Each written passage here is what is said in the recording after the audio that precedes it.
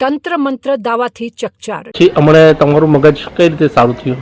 હમણાં જે અમે બધી વિધિ કરાવી અમારી ઘરમાં, એ વિધિ થઈ એના પછી મારા મગજને થોડું થયું કે સાલું આ બધું મારાથી ભૂલમાં ખોટું થઈ ગયું છે। છોટાઉદેપુર વાસ્મોના 1.5 કરોડના કૌભાંડ સામે વિજ્ઞાન જાથાના જયંત પંડ્યાની એન્ટ્રી। તેઓ શું કહે છે જુઓ। છોટાઉદેપુર પોલીસ સ્ટેશનમાં વાસ્માના ડેપ્યુટી ઇજનેર અજય ચૌધરીએ પોતાના કર્મચારી તિમિર પટેલ સામે 1,41,00,000ની ઉચાપતની ફરિયાદ નોંધાવી છે। વિચિત્રતા એ છે કે આ તિમિર પટેલે ભૂલ કબૂલી છે, મારું મગજ અપસેટ હતું, મારું મગજ ફરી ગયું હતું, તેના કારણે મેં આટલી મોટી રકમની ઉચાપત કરી છે તેવું આરોપી તરીકે કબૂલે છે।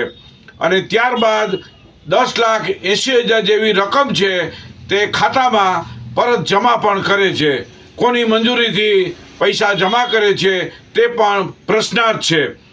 આ તિમિર પટેલ છે તેને વિધિ વિધાન ઘરે કર્યા ત્યારે એનું મગજ છે એ કામ કરતું થઈ ગયું અને પોતાની ભૂલ સમજાણી। તો અહીંયા વિધિ વિધાન કરે અને 4 વર્ષ સુધી આ કર્મચારી ખાતામાં નોકરી કરે છે અને આવી મોટી રકમની ઉચાપત કરે છે, ચેકોમાં ખોટી સહીઓ કરે છે, પોતાના ખાતામાં ટ્રાન્સફર કરે છે। આ બધી મગજ એનું કામ કરતું નથી, અપસેટ છે, તેના ઉપર બધો મદાર નાખી અને એક છટકવાનો નિમ્ન પ્રયાસ કરે છે। વિજ્ઞાન જાથા આ સમગ્ર ઘટનાને સખ્ત શબ્દોમાં વખોડે છે, નિંદા કરે છે કે આ ઘટના આટલી મોટી રકમની અંદર કોઈ પણ કર્મચારી સાથી કર્મચારીની મિલીભગત હોય અને આટલી મોટી રકમની સહીઓ કરીને ઉચાપત કરે અને બેધડક રીતે પોતે અધિકારીને પણ નીચાચોણું થાય તેવું કૃત્ય કરે છે તે માફ કરવા યોગ્ય નથી। વિજ્ઞાન જાથા એ તપાસ કરી તો ત્યાંના સ્થાનિક પોલીસના AR પ્રજાપતિએ એમને 24 તારીખે બોલાવેલ છે। આવી મોટી રકમની ઉચાપત કરે છે, સામેથી પોલીસ સ્ટેશનમાં આવે છે અને તેને જવા દેવામાં આવે છે।